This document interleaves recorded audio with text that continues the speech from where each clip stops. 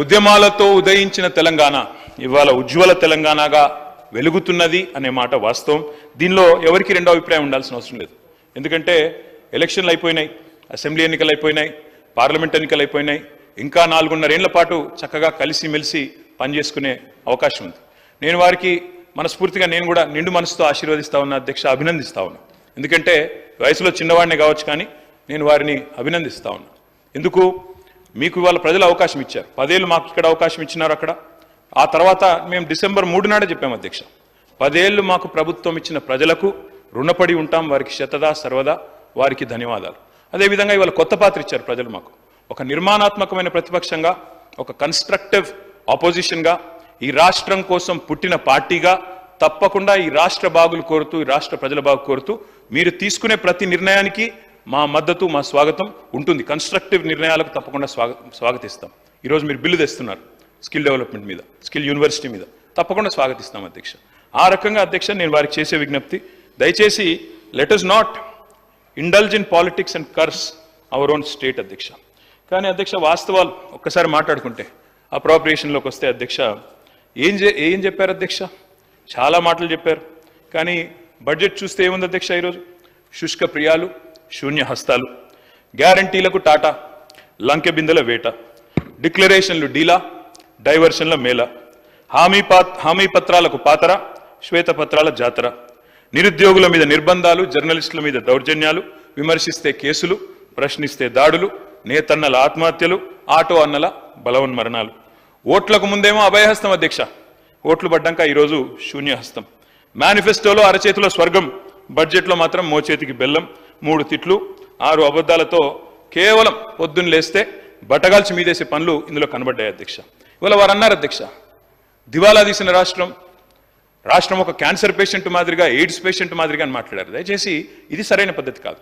మా మీద కోపం ఉంటే మాట్లాడండి, విమర్శించండి, ఇబ్బంది లేదు. కానీ రాష్ట్రాన్ని ఖర్చు చేయడం అనేది మనకు మంచిది కాదు. ఉద్యమాలతో ఉదయించిన తెలంగాణ తప్పకుండా ఈరోజు ఉజ్వల తెలంగాణ ఎదిగిన మాట వాస్తవం. దాన్ని మనందరం కూడా అభినందిద్దాం. 10 ఏళ్ల ప్రస్థానంలో ఇవాళ స్వరాష్ట్రం స్వంత కాళ్ళ మీద నిటారుగా నిలబడ్డది అధ్యక్ష. విఫల రాష్ట్రం అవుతుందని శాపనార్థాలు పెట్టిన వాళ్ళందరి శాపాలను తట్టుకొని సవాళ్ళను అధిగమించి ఇవాళ తెలంగాణ ఒక విజయవంతమైన స్టేట్గా సిరి సంపదలతో భారతదేశం భాగ్యరేఖలు మార్చే అగ్రగామి రాష్ట్రాల సరసన నిలబడి ఉండడం మనందరికీ గర్వకారణం తెలంగాణ బిడ్డలుగా. అధ్యక్ష, ఇవాళ కొన్ని ప్రచారాలు జరుగుతూ ఉన్నాయి. దివ్యంగా ఉన్న రాష్ట్రాన్ని దివాలా తీసిందని ప్రచారం చేస్తూ ఉన్నారు. ఆస్తులు దండిగా ఉన్న రాష్ట్రాన్ని అప్పులో ఊబిలో ఉందని చెప్పి తప్పుడు ప్రచారం చేస్తున్నారు. ఇది నిజంగా కూడా దురదృష్టకరం.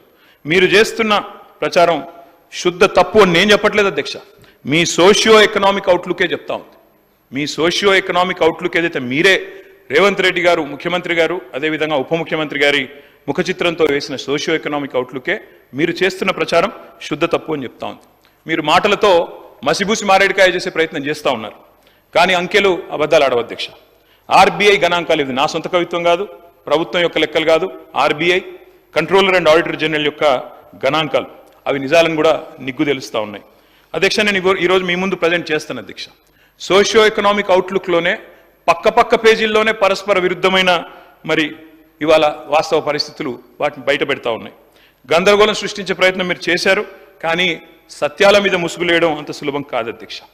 అధ్యక్ష, ఇక్కడ నేను మీకు 2-3 విషయాలు చెప్పాలి అధ్యక్ష. ఈరోజు డెవలప్మెంట్